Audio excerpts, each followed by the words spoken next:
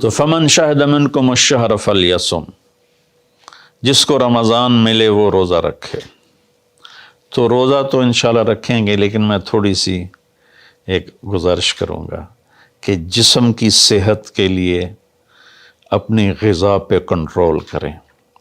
شاید کوئی یہ نہ بتائے، میں رمضان کے آداب میں یہ بات بتا رہا ہوں، سحری اتنی دبا کے نہ کھائیں کہ عصر تک اسی کے ڈکار آتے رہیں، کھٹے ڈکار آتے رہیں، اور افطاری اتنی دبا کے نہ کریں کہ پھر تراویح کے وقت پڑھاؤ کہ ہن میں کیویں پڑھاؤں، اٹھیا ہی نہیں جاندہ، مجھ بن کے ڈٹھا پہ ہوندا ہے۔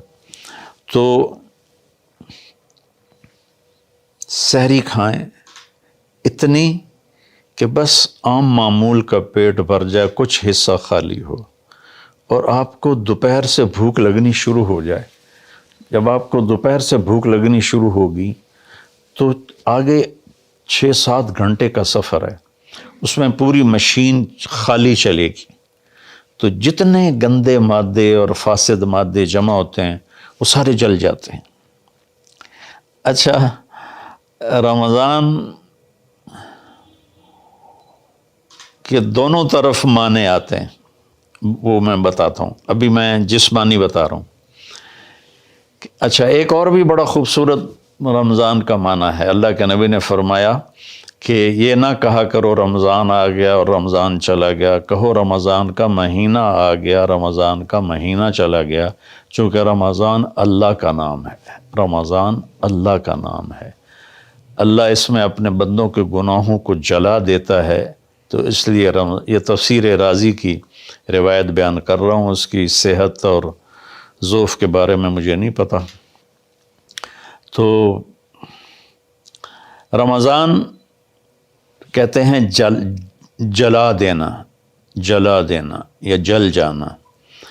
تو جب آپ کا فاقہ 12 بجے سے شروع ہو جائے گا اور 6-6:30 بجے تک چلے گا، تو آپ کے جسم کا ایک ایک خلیہ گرم ہو جائے گا اور اس میں سے بھاپ نکلے گی، اور آپ کے جسم کی گندگی پورے سال کی جو جمع ہے وہ جلنا شروع ہوگی۔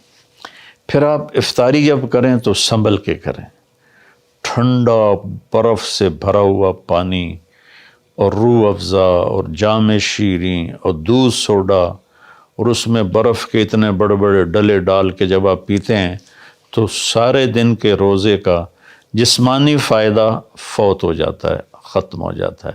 سنبھل کے پانی پئیں اور روم ٹمپریچر کا پانی پئیں۔ اس وقت معدہ گرم ہوتا ہے، اس میں ٹھنڈی بلا ڈالنا، اور پھر آپ اس پر دوسرا ظلم یہ کرتے ہیں کہ اتنا ٹھنڈا پینے کے ساتھ گرم گرم سموسے کھاتے ہیں، گرم گرم پکوڑے کھاتے ہیں، اور کئی ماشاءاللہ ساتھ وہ پیس کو بھی ملاتے ہیں، کوئی چانپیں ملاتے ہیں، کوئی پیس ملاتے ہیں۔ یہ افطاری ہوتی ہے اور پھر کھانا اس کے بعد ہوتا ہے۔ تو سادہ پانی سے روزہ افطار کریں اور مغرب کی نماز کے بعد ہلکا پھلکا کھانا لیں، اور پھر تراویح کا انتظار کریں، تراویح پڑھیں، اور اس کے بعد جس کا ذوق ہے ٹھنڈا پانی پینے کا وہ ٹھنڈا پی لے، گرم کا ذوق ہے گرم پی لے، لیکن برائے مہربانی کئی چیزوں کا اب میں ایک آپ کو مثال دیتا ہوں۔ یہ ہماری گاڑیاں ہیں معمولی سی، تو ہم اس میں دیکھتے ہیں کہ اچھا پیٹرول کہاں ملتا ہے۔ جس پیٹرول پمپ کا پتہ چلے کہ پیٹرول اچھا نہیں، ہم سزوکی والا بھی آگے چلا جاتا ہے کہ ویکھو چنگا پیٹرول کتھوں لبدا ہے، اور جن کے پاس مہنگی گاڑیاں وہ ہائی آکٹین ڈلواتے ہیں، جو پیٹرول کی سب سے اچھی قسم ہوتی ہے۔ تو ہم اپنی ایک چھوٹی سی گاڑی، چند لاکھ یا چند کروڑ کی گاڑی کو اچھا پیٹرول دینے کے لیے کئی کلومیٹر سفر کرتے ہیں کہ وہاں کا پیٹرول پمپ اچھا ہے، اور یہ جو گاڑی ہے جس کی آنکھ کا یہ ابرو کا یہ جو پپوٹے کا بال ہے، یہ اگر گر جائے تو ساری دنیا مل کے نہیں دے سکتی۔ ایک ناخن اگر گر جائے تو پوری دنیا مل کے وہ ناخن نہیں دے سکتی۔ کون چاہتا میں گنجا ہو جاؤں؟ اور ایک بال گرتا ہے تو پوری دنیا کی طاقت مل کر وہ بال واپس نہیں لا سکتے. تو اس کو ہم گندی سے گندی چیزیں کھلاتے ہیں، کچوریاں کھا رہے ہوتے ہیں، قتلمے کھا رہے ہوتے ہیں کہ افطاری ہو رہی. تو اللہ کے واسطے ٹویوٹا گاڑی میں صاف پیٹرول ڈلواتے ہو اور اس خوبصورت گاڑی میں گند بھر دیتے ہو، سموسے اور پکوڑے اور دودھ سوڈا اور جام شیریں اور روح افزا اور 7 اپ اور ٹھنڈے پانی، سکنجبین، اور اس کے اوپر پھر مرغے کے پیس اور چانپوں کے پیس، اور ابھی کھانا بعد میں کھانا ہوتا ہے. تو مہربانی کریں اپنے جسم کی صفائی کریں، اعتدال سے کھائیں. افطاری بھی اتنی کھائیں کہ آپ کی بھوک باقی ہو. تو آپ آرام سے تراویحیں پڑھ لیں گے.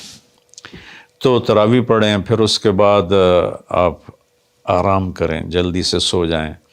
اور بعض نوجوان ساری رات جاگتے ہیں، ٹھیک ہے، کوئی بات نہیں، جاگیں، کوئی نفل بھی پڑھ لیا کریں، کچھ اپنی گپ شپ بھی کر لیا کریں. اور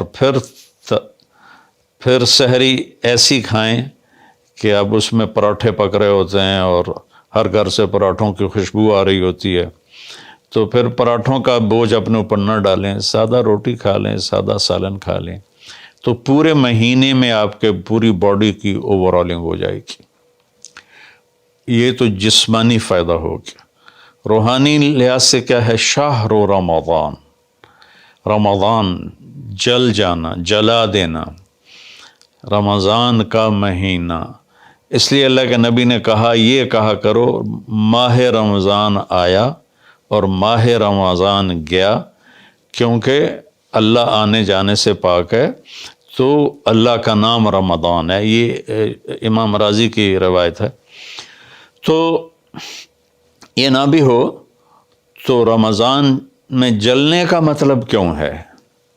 اسی مہینے کے ساتھ کیوں ہے کہ ہر روزے کے ساتھ اللہ اس کے گناہ معاف کرتا ہے، اس کے گناہوں کو جلاتا ہے، اس کی بھوک کی آگ میں جلاتا ہے، جلاتا ہے، جلاتا ہے. آخری روزے اللہ تعالیٰ کیا کرتے ہیں کہ اس کے سارے گناہوں کو جلا کے راکھ کر دیتے ہیں اور اپنی رحمت. اچھا، رمضان کا مطلب بارش بھی ہے. جو سبحان، عربی بھی عجیب زبان ہے.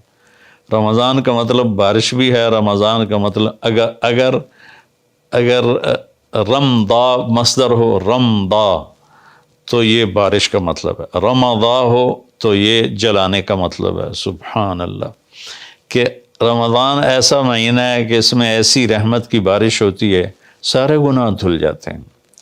رمضان ایسا مہینہ ہے کہ اس میں ایسی اللہ کی رحمت متوجہ ہوتی ہے کہ سارے گناہ جل کے راکھ ہو جاتے ہیں، ہوا میں اڑا دیے جاتے ہیں راکھ کی طرح.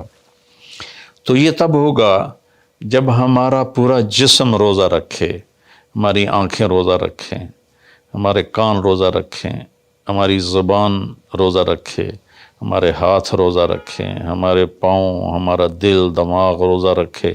تو پھر یہ روزہ، یہ رمضان بنے گا اور ہمارے گناہوں کو جلا دے گا یا دھو دے گا. اور اس میں خاص طور پر اللہ کے نبی نے فرمایا کہ شراب پینے والا توبہ کر لے، چونکہ شرابی کی بخشش نہیں ہوتی رمضان میں.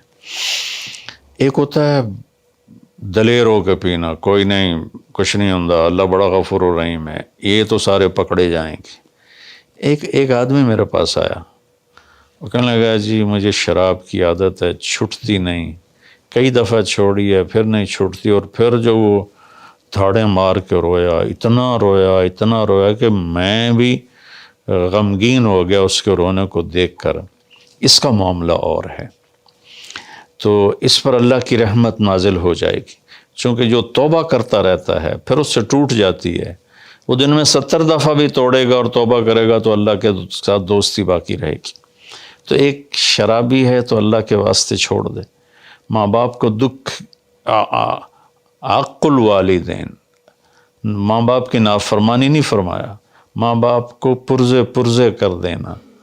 نافرمانی تھوڑی بہت ہر بچے سے ہو جاتی ہے، لیکن ایسی نافرمانی کہ ماں باپ کا دل ٹکڑے ٹکڑے ہو جائے، اس کو کہتے ہیں عقوق الوالدین، عاق لوالدیہ.